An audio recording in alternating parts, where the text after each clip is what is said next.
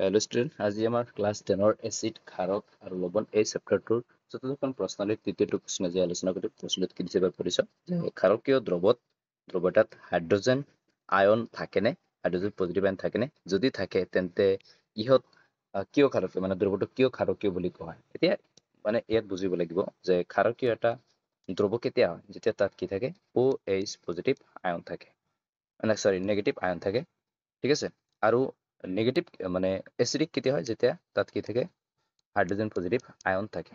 এতিয়া কথাটো হ'ল যে যদি ক্ষাৰকীয় দ্ৰৱত OH থাকে তেন্তে তাত H পজিটিভ আয়ন থাকিব পাৰিবনে। তো এতিয়া এনেকে আমি বুজিব লাগিব কথাটো আগত। সব প্ৰথমে এনসাৰটো চাই লওঁ। যদি এনসাৰটো কেনেকুৱা আছে, যে এনসাৰটো আছে এনে ধৰণৰ যে হয় ক্ষাৰকীয় দ্ৰৱত H পজিটিভ আয়ন থাকে, হয়নে।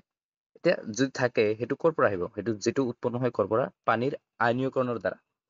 এই যে পানীৰ আয়নীয়কৰণ মানে কি এইটো বুজিবা তোমালোকে, যে ধৰা হল এটা বাকচ আছে য'ত কি আছে পানী আছে, তাত কি H2O যাক আমি পানী বুলি কওঁ,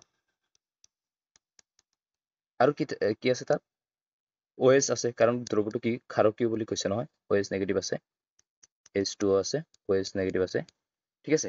এতিয়া কি হ'ব, এই বাকচটোতে কি হ'ব, কিছুমান পানীৰ মাজত কি হয় এটা ৰিয়েকশ্যন ঘটে, যাৰ ফলত এই পানীটো এটা পানীবোৰ কি হৈ যায়, কিছুমান পানী H পজিটিভ প্লাছ OH নেগেটিভলৈ ভাঙি যায়, হয়নে।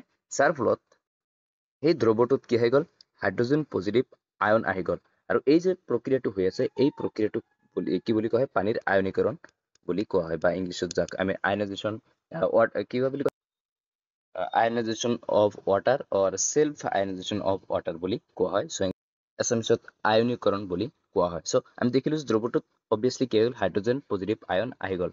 যেহেতু কৈছে যে দ্ৰৱটো ক্ষাৰকীয়, তাৰমানে তাত কি আছিল, OH আগৰ পৰাই আছিল, OH নেগেটিভ আগৰ পৰাই আছিল, আৰু নতুনকে কি আহিল, পানীৰ ভাঙি যোৱাৰ ফলত H পজিটিভ আহিল। চ' আমি কি ক'ব পাৰিছো যে হয় ক্ষাৰকীয় দ্ৰৱত কি আছে, ক্ষাৰকীয় দ্ৰৱত হাইড্ৰজেন পজিটিভ আয়ন থাকে, যিটো উৎপন্ন হয় পানীৰ আয়নীকৰণৰ দ্বাৰা, যেটা আমি দেখিলো।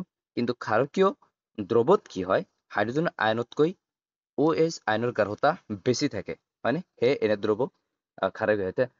OH ৰ দ্ৰৱ কেনেকে বেছি, যেটো আমি দেখিলো যে আগৰ পৰা OH ৰ পৰিমাণটো আছিল, কাৰণ কৈ দিছে দ্ৰৱটো ক্ষাৰকীয়, আৰু কি হৈছে এইটোৰ পৰিমাণ কম, কাৰণ এইটো পানীৰ পৰাহে উৎপন্ন হৈছে, এটা দুটাকেহে উৎপন্ন হৈছে। চ' এইটো হ'ব এনসাৰ, দেখিলো তোমালোকে, ঠিক আছে, থেংক ইউ।